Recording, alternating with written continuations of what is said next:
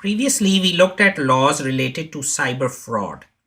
Next, we will look at cyber stalking, bullying, and general information theft and defamation. These are different from fraud in that fraud refers to the use of intentional deception to gain something of value, usually money. They are similar in that both kinds of crime are generally committed through the use of false statements, misrepresentation, or dishonest conduct intended to mislead or deceive. Cyber stalking, the use of the internet to stalk another person in a threatening way, is also a malicious act. Cyber stalkers could use email, instant messages, blogs, social networking platforms, and even entire websites to target their victims. Cyber stalking is sometimes also referred to as cyber harassment.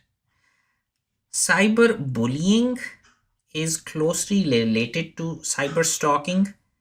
The distinction is that cyberbullying is harassment that takes place between school aged children.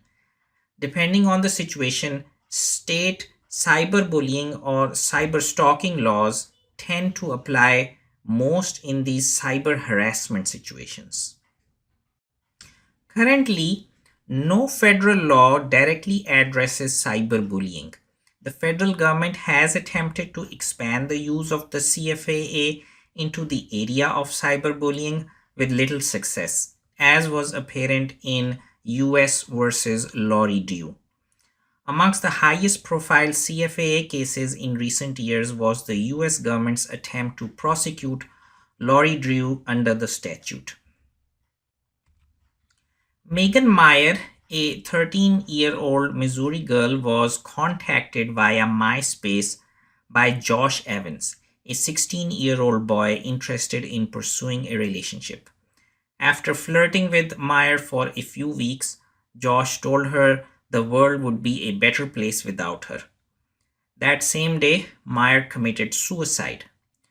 Josh Evans was not a teenage boy, but a fictional character created by Lori Drew, Meyer's adult neighbor, playing a deadly prank. Lori's daughter, Sarah, and Megan had got into a quarrel, so her mom created a phony MySpace account posing as a 16-year-old boy and harassed and bullied Megan to the point where she ended her life. Drew was initially charged with Section A2 of the CFAA, hacking to obtain information, alleging that she violated MySpace's terms of service to obtain information about Meyer, exceeding authorized access. Prosecutors asked for a 3-year prison sentence, saying that Megan's suicide was the direct result of Drew's vindictive assault. The U.S. District Court set aside the jury's guilty verdict in an opinion rejecting the government's position that violating a website's term of service can constitute a federal offense. The judge reasoned that reading the statute in such a manner would be an overwhelming, broad enactment that converts a multitude of otherwise innocent internet users into federal criminals.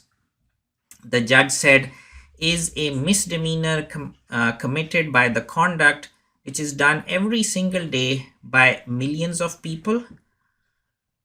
Who asked lawyers if these people do read the terms of service and still say they are 40 when they are 45.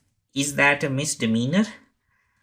This message from Meyer's mother on cyberbullying is an interesting viewing. After Drew and her family were acquitted of all charges, they were still forced to leave the neighborhood after receiving threats and harassing phone calls. US v. Lori was amongst the highest profile CFAA cases.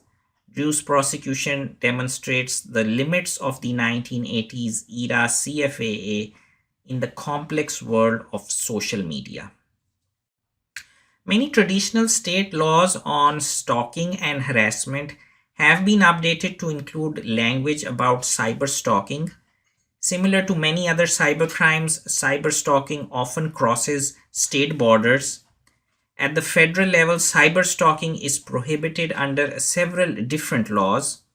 The Telephone Harassment Act makes it illegal to use the internet to transmit any message to harass or threaten other person. The Interstate Stalking and Prevention Act makes it illegal for anyone who travels across states to use any interactive computer service to create substantial emotional distress. The Interstate Communications Act makes it illegal to transmit in interstate commerce any threat to injure another person. That was cyberbullying. Stalking, on the other hand, is a repeated contact that makes you feel afraid or harassed, whether in person or online. Many traditional state laws on stalking and harassment have been updated to include language about cyber stalking. Similar to many other cyber crimes, cyber stalking often crosses state borders.